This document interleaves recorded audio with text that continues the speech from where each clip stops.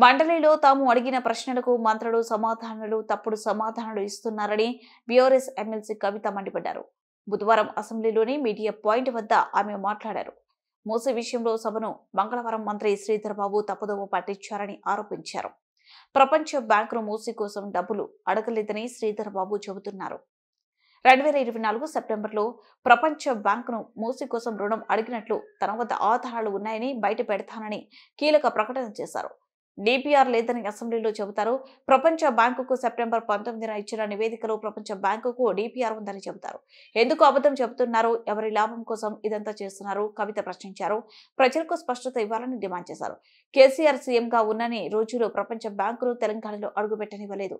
కాంగ్రెస్ ప్రభుత్వం అధికారంలోకి వచ్చిన ఏడాదిలోని ప్రపంచ బ్యాంకుకు రెడ్ కార్పెట్ వేస్తుందని విమర్శించారు. జై తెలంగాణ. అందరికీ నమస్కారం. నిన్న శాసన మండలిలో బీఆర్ఎస్ పార్టీ నుంచి మేము అడిగినటువంటి ప్రశ్నలకు ప్రభుత్వం తప్పుడు సమాచారం ఇచ్చింది.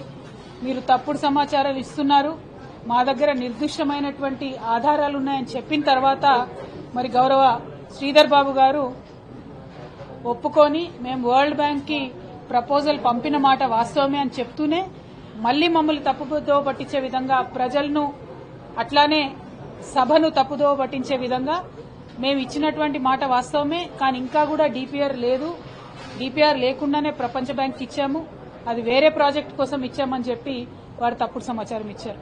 నేను నిన్న ఏదైతే చెప్పానో నిర్దిష్టంగా నా దగ్గర ఆధారాలు ఉన్నాయని, ఆ ఆధారాలతోని ఇవాళ ప్రజల ముందుకు నేను రావడం జరిగింది. ఇవాళ మన ముఖ్యమంత్రి రేవంత్ రెడ్డి గారు మరి పెద్ద ఎత్తున తెలంగాణను ప్రపంచ బ్యాంకుకు తాకట్టు పెట్టేటటువంటి ప్రయత్నం చేస్తా ఉన్నారు. గత 10 సంవత్సరాలలో ఎన్నడూ కూడా బీఆర్ఎస్ ప్రభుత్వం ప్రపంచ బ్యాంకు నుంచి రుణాన్ని తీసుకునే ప్రయత్నం చేయలేదు. ఎందుకంటే ప్రపంచ బ్యాంకు యొక్క చీకటి రాజకీయాలు అన్ని దేశాలలో ఎట్లా జరుగుతాయో మనకు తెలుసు. కాబట్టి ఎన్నడూ కూడా బీఆర్ఎస్ పార్టీ తెలంగాణలోకి ప్రపంచ బ్యాంకు నుంచి రుణం తీసుకునేటటువంటి ప్రయత్నం చేయలేదు. కానీ అధికారంలోకి వచ్చినాక సంవత్సరం లోపలనే రేవంత్ రెడ్డి గారు మరి ప్రపంచ బ్యాంకు ముందు మోకరిల్లుతా ఉన్నారు. మూసీ నదీ పరివాహక ప్రాంతాల్లో ఉన్నటువంటి పేద ప్రజల నుండి భూములు లాక్కొని ఆ భూములు ప్రపంచ బ్యాంకులో తాకట్టు పెట్టి రియల్ ఎస్టేట్ ప్రాజెక్ట్ డెవలప్మెంట్ కోసం అని చెప్పి వారు ఈ డిపిఆర్ ఇవ్వడం జరిగింది. ఈ యొక్క ప్రిలిమినరీ ప్రాజెక్ట్ రిపోర్ట్ అనే పేరుతోని వారు ప్రపంచ బ్యాంకుకు ఇచ్చినటువంటి పేపర్ ఏ తారీఖు ఇచ్చింది?